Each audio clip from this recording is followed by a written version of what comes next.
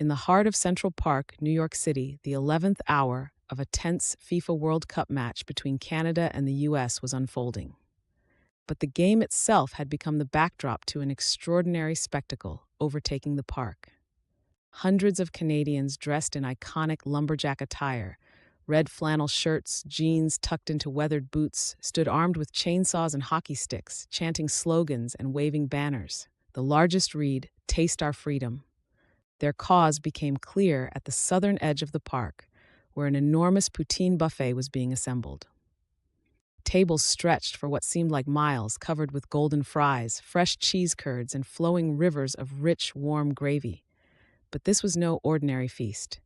The massive, mechanized fountains of golden-hued maple syrup threatened to outshine the expansive spread. A tower of loaded poutine, cradling every imaginable topping from smoked brisket to moose bacon, rose precariously into the smoky sky. Towering above even that was Moose Godzilla, a colossal, mutated moose deity standing taller than half the Manhattan skyline. Rainbow-hued spikes jutted from its spine, which shimmered like a moving, rippling aurora borealis. Its antlers were so vast they blocked out parts of the sun, but its demeanor was bizarrely calm for something so monstrous. The creature appeared to be using telekinetic powers to carefully stack gravy boats and barbecue toppings onto the buffet with an efficiency unmatched by any catering staff. Suddenly overhead, the buzz of UFOs began to drown out the crowd noise. Dozens of flying saucers hummed through the air, each carrying brightly lit carts. The saucers released the carts mid-air, deploying them parachute-style into the crowd. The aroma of cheese curds and gravy wafted through the air as Americans eagerly took the offerings. Not ones to shy away from free food, the patriots tailgating outside Central Park embraced the poutine carts wholeheartedly.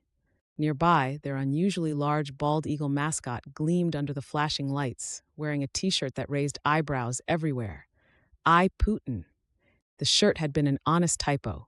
Somewhere along the conveyor line of a poorly run merchandise printing plant, Putin had taken the place of what was supposed to say Poutine.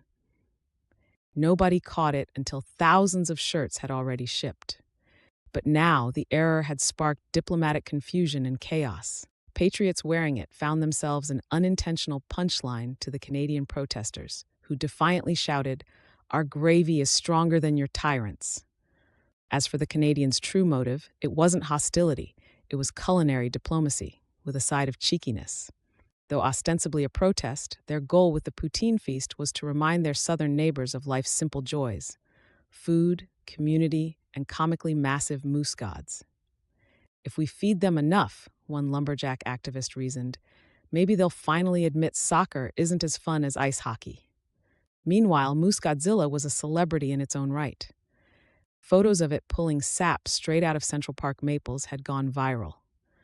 Children approached tentatively with offerings of pancakes, which it gladly accepted with a bow of its gargantuan antlers.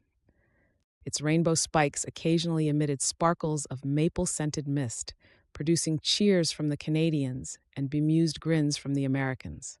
In the shadow of extraterrestrial poutine deliveries, surreal protest banners, and culinary goodwill, the match concluded, Canada securing a narrow victory over the US. Yet it scarcely mattered. By then, Central Park had transformed into one colossal block party. Americans and Canadians alike laughed, danced, and united over gravy-drenched fries. Moose Godzilla let out a triumphant roar as its antlers lit up, casting a glowing rainbow across the park. Somewhere in the haze of UFO lights and maple mist, someone muttered, "Is this what world peace looks like?" Maybe it was. Also, maybe Central Park would never smell the same again.